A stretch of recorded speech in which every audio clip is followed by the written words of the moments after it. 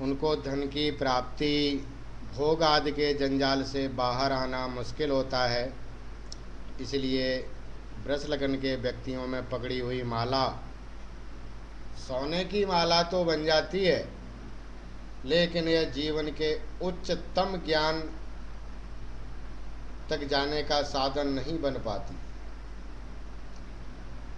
हाँ, यह जरूर है कि कभी कभी जब वृष राशि का स्वामी शुक्र बृहस्पति से संबंध रखता हो या बृहस्पति की ही मीन राशि में उच्च का हो, तो व्यक्ति संसार के भोगों को भोग लेने के बाद, जीवन को पूरी तरह से जीने के बाद उसके लिए फिर ज्ञान की ऊंचाइयों पर पहुंचना असंभव नहीं होता। लेकिन ऐसे लोगों के साथ मुश्किल होती है कि भोग विलास वाले जीवन में उन्हें संतुष्टि प्राप्त नहीं होती और वह अटके रह जाते हैं। इसी कारण से वृष के ज़्यादातर लोगों के लिए जीवन खाने पीने और भोगने का दूसरा नाम है। इस तरह वे जीवन के श्रेष्ठ ज्ञान यानी अध्यात्म से वंचित ही रहते हैं। वृष लगन के लोगों में शारीरिक बल की कोई कमी नहीं होती, लेकिन उनका शारीरिक बल उस समय देखने में आता है जब वे कोई ऐसा काम करना चाहते हैं जिसमें उनका कोई विशेष उद्देश्य हो, किंतु कोई ऐसा काम जो उनके अनुसार नहीं हो, उस वक्त वे बेहद सुस्त और आलसी हो जाते हैं। उनके जीवन की पूरी शक्ति उसी समय ही अपने उद्देश्य पर केंद्रित होती है जब उन्हें अपनी इच्छा की पूर्ति के लिए कुछ करने की ज़रूरत है, या जब उनके सामने किसी प्रकार की चुनौती आती है। फिर यही वृष राशि का प्रतीक बैल अपना और रूप धारण कर लेता है। आज स्पेन और पुर्तगाल में बैलों की लड़ाई का खेल विश्व भर में प्रसिद्ध है। इस खेल में जब कोई दिलेर नौजवान हाथ में लाल कपड़ा लेकर बैल के आगे आता है, तो जिस शक्ति से बैल उसके पीछे दौड़ता है, तो मानो वह साक्षात यमराज हो। लड़ते समय इस बैल का सबसे शक्तिशाली अंग उसके सींग और गर्दन हैं। कहा जाता है कि बैल के विशेष शक्तिशाली अंग उसके सींग हैं और उसके पाँव के नाखून यानी खुर हैं।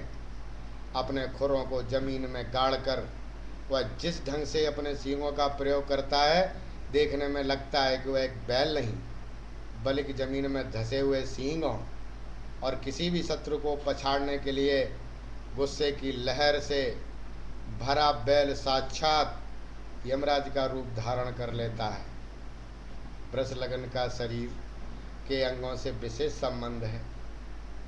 बहुत से वृष लगन वालों की गर्दन आमतौर पर मोटी और देखने में बहुत मजबूत होती है, लेकिन गर्दन का बहुत लंबा होना सामान्यतः बहुत कम पाया जाता है। कुछ हालातों में जब वृष लगन पर किसी तरह का बुरा प्रभाव हो, और आमतौर पर ऐसे लोगों को गले से संबंधित रोग होते हैं, किंतु जब वृष लगन पर शुभ प्रभाव हो तो ऐसे व्यक्ति की आवाज़ मधुर और मीठी हो जाती है। यही कारण है कि बहुत से गाने वाले लोग प्राय वृष लगन के ही पाए जाते हैं।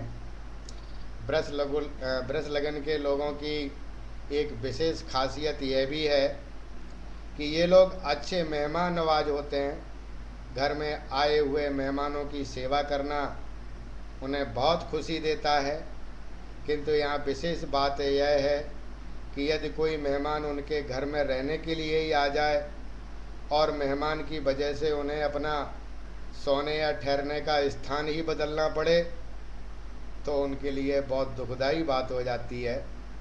कहने का तात्पर्य कि जब वृष लगन वाले लोग जीवन में परिवर्तन से बहुत घबराते हैं। उन्हें अपने जीवन के ढर्रे में बार बार परिवर्तन करना पसंद नहीं होता। वृष लग्न वाले व्यक्ति अपनी भावनाओं को खुलकर व्यक्त नहीं करते, और इसका कारण यह है कि किसी भी योजना के विचार या भावनाएं उनके अंदर इतनी गहराई में होती हैं कि वे किसी दूसरे के लिए उन्हें जान पाना लगभग असंभव सा होता है। लेकिन भावनाओं के मामले में ऐसे लोग बहुत सच्चे कहे जाते हैं।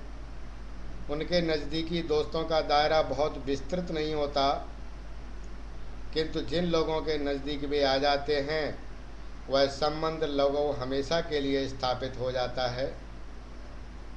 प्रेम संबंधों में ऐसा व्यक्ति किसी को धोखा नहीं देता। आमतौर पर ऐसे लोग निष्कपट और निश्चल हृदय के होते हैं। एक और बात ऐसे लोगों में विशेषतः पाई जाती है कि ऐसे पुरुष अपनी पत्नी को और स्त्री अपने पति को ज़रूरत से ज़्यादा अच्छा मानते हैं। बेशक उनमें वे सारे गुण न हों, मगर फिर भी उनका साथी उन्हें बहुत ही अच्छा समझता है। तो ये थी वृष लग्न की परिकल्पनाएं जो ज्योतिष ग्रंथों में मिलती हैं, जो हमने आपके सामने प्रस्तुत की हैं। आपको कैसे लगी ये मुझे आप ज़रूर लिखें। अपने बारे में कुछ भी पूछने के लिए, जो भी ज्योतिष से संबंधित जानकारियाँ आप चाहते हैं, आप मेरी वेबसाइट www.astrobhadauria.com पर अपनी जन्म तारीख, जन्म समय, जन्म का वर्ष, जन्म स्थान ये भर के और अपना प्रश्न जो भी है भेजें। जितनी जल्दी होगी हम आपको आपका उत्तर देने की कोशिश करेंगे। धन्यवाद।